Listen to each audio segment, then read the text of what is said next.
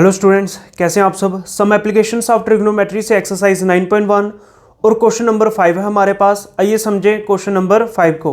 Question number 5 में क्या है, ध्यान से सुने।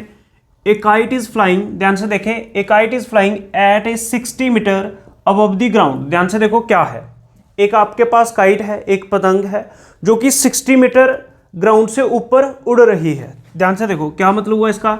जैसे मान लो ये आपके पास ग्राउंड है, अब ये ग्राउंड है, ग्राउंड से 60 मीटर ऊपर, ठीक है, ये ग्राउंड हो गया, ग्राउंड से 60 मीटर ऊपर मान लो यहाँ पे पतंग उड़ रही है, ठीक है, ये ग्राउंड है और ये ग्राउंड से कितने मीटर ऊपर है, ये पतंग जहाँ पे उड़ रही है, मान लो वो पतंग यहाँ पे है, काइट यहाँ पे है, तो ये कितने मीटर ऊपर है, 60 मीटर अबव द ग्राउंड है, ठीक है, ये आ गई 60 मीटर, ठीक है, ग्राउंड से ऊंची काइट उड़ रही है। दिस स्ट्रिंग, अब स्ट्रिंग क्या है, वो डोरी, वो धागा जिससे काइट उड़ रही है। बात समझ में आ रही है। The string attached to the kite, the string attached to the kite is temporarily tied to a point on the ground। अब ध्यान से देखो, ये जो काइट है, ठीक है, यहाँ पे काइट उड़ रही है, अब इसके साथ धागा लगा होगा। बात समझ में आ रही है, इसके साथ धागा लगा होगा।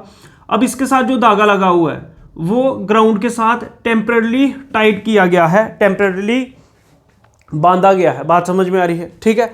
अब आगे क्या बोल रहा है, द इंक्लिनेशन, ध्यान से देखना, the inclination of the string with the ground is 60 degree.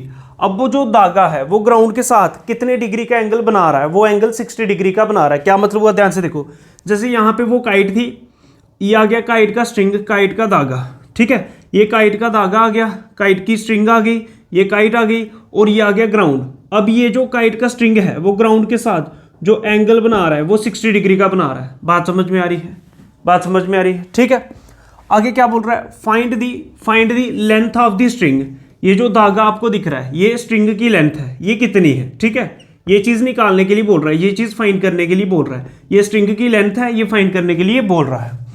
Assuming that there is no, ध्यान से देखो, assuming that there is no slack in the string, ठीक है, ये चीज मान के चलना है आपको कि स्ट्रिंग के अंदर कोई भी स्लैक नहीं है। क्या मतलब हुआ कि मतलब धागा कहीं से भी ढीला नहीं है, धागा बिल्कुल स्ट्रेच्ड है, बिल्कुल खींचा हुआ धागा है। बात समझ में, बिल्कुल स्ट्रेट है, ठीक है, बात समझ में, स्लैक नहीं है। इसका मतलब ये हुआ, जैसे यहाँ पे पतंग है और यहाँ पे ग्राउंड के साथ धागा बांधा हुआ है, धागा बिल्कुल स्ट्रेट है, बिल्कुल खींचा हुआ है। क्या यहाँ तक बात समझ में, ठीक है। अब ये एक ट्राइंगल बन जाएगा, इसको नाम दे देते हैं ABC और यहाँ पे 90 डिग्री का एंगल बनेगा। बात समझ में आ रही है, ये ग्राउंड है और ये वर्टिकली बनाया हुआ हमने, ठीक है, तो 90 डिग्री का एंगल बनेगा। सबसे पहले हम लिखेंगे गिवन, सबसे पहला काम था गिवन लिखना। तो आइए गिवन कैसे लिखेंगे, ध्यान से देखो, यहाँ पे AC क्या है, लेंथ है स्ट्रिंग की, तो इसको कैसे लिखेंगे, let AC be the length of string, let AC be the length of string. उसके बाद AB कितना है, 60 मीटर। ये क्या है, यहाँ पे काइट की हाइट है, जो ग्राउंड से कितनी ऊंची पतंग उड़ रही है। AB इक्वल्स टू कितना, AB कितना, 60 मीटर।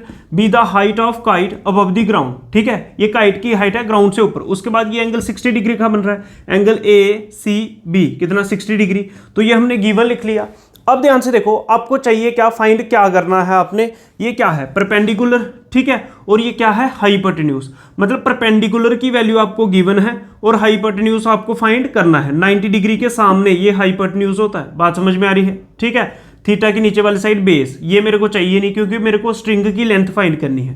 परपेंडिकुलर है, हाइपोटेन्यूज चाहिए। अब वो ट्रिग्नोमेट्रिक रेशियो यूज करो जिसके अंदर परपेंडिकुलर और हाइपोटेन्यूज आते हो। वो क्या है, ध्यान से देखो, ये पंडित बद्री प्रसाद हर हर बोले, सोना चांदी तोले। देखो मेरे को क्या चाहिए, परपेंडिकुलर और हाइपोटेन्यूज जिसमें आते हो वो साइन है, ठीक है।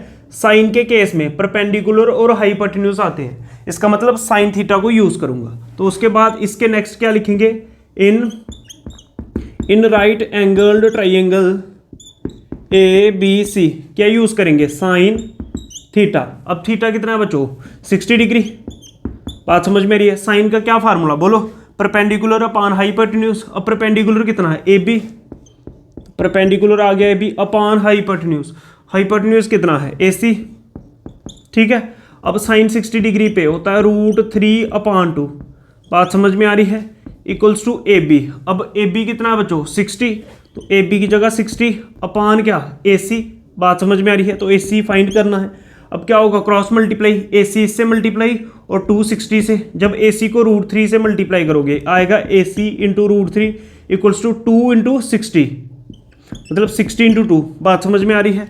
इसके नेक्स्ट यहाँ पे आ जाओ, यहाँ पे बचेगा AC इक्वल्स टू 60 इंटू 2 कितना 120, ये जो मल्टीप्लाई में √3 था इसके डिवाइड में आ जाएगा। ठीक है, अब देखो मेरे को किसी तरह से इस √3 को कैंसिल करना है, उसके लिए मेरे को रैशनलाइजिंग करनी पड़ती है।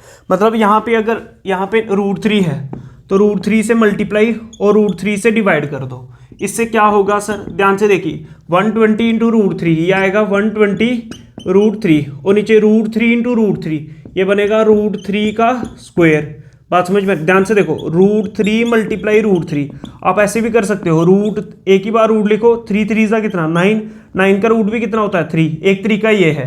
यहाँ √3 इंटू √3 का स्क्वायर और स्क्वायर और रूट कैंसिल, तो क्या आएगा 120 √3 अपान यहाँ पे क्या बचा 3, तो 3 4 सा होता है 12 और 0 है साथ में 40 और साथ में √3, तो AC आपके पास कितना आ गया 40 √3, AC कितना आ गया 40 √3 मीटर। और लास्ट में एक लाइन लिखेंगे क्या, hence the length of string is AC equals to 40 √3 metre. ये जो आपको स्ट्रिंग की लेंथ फाइंड करनी थी AC, उसकी वैल्यू आ रही है 40 √3 मीटर। तो ये क्वेश्चन नंबर 5 का सॉल्यूशन है। वीडियो को लाइक करें, शेयर करें, चैनल को सब्सक्राइब करें। जय हिंद, जय भारत, नमस्कार।